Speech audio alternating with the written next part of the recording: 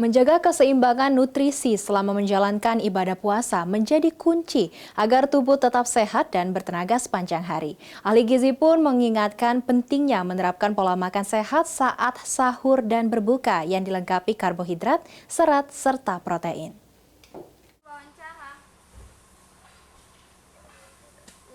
Selama bulan puasa, perubahan waktu makan membuat tubuh memerlukan asupan gizi yang tepat agar tetap bugar. Dietisien ahli gizi sekaligus dosen prodi gizi Unsri, Ditya Fitria Arinda mengatakan, masyarakat dianjurkan menerapkan pola makan sehat yang memenuhi kebutuhan karbohidrat kompleks, serat, serta protein hewani dan nabati. Karbohidrat kompleks seperti nasi dinilai mampu memberikan energi lebih stabil dan bertahan lama selama berpuasa. Sementara itu, konsumsi serat dari sayur dan buah membuat menjaga kesehatan pencernaan. Selain memperhatikan makanan yang dianjurkan, ahli gizi juga mengingatkan masyarakat untuk membatasi konsumsi gorengan, makanan bersantan berlebih, serta makanan tinggi lemak, lantaran dapat memicu gangguan pencernaan serta meningkatkan risiko naiknya kadar gula darah secara drastis.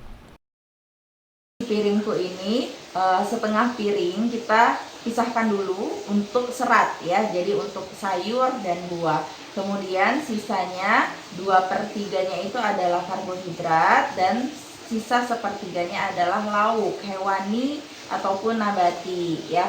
Nah, ini untuk masyarakat dengan kondisi sehat umum. Kalau misalnya masyarakat ini punya penyakit kronis tersendiri misalnya seperti diabetes mellitus, gangguan ginjal ataupun jantung, itu tetap harus mengikuti anjuran ahli gizi secara individunya ya atau personalized gitu.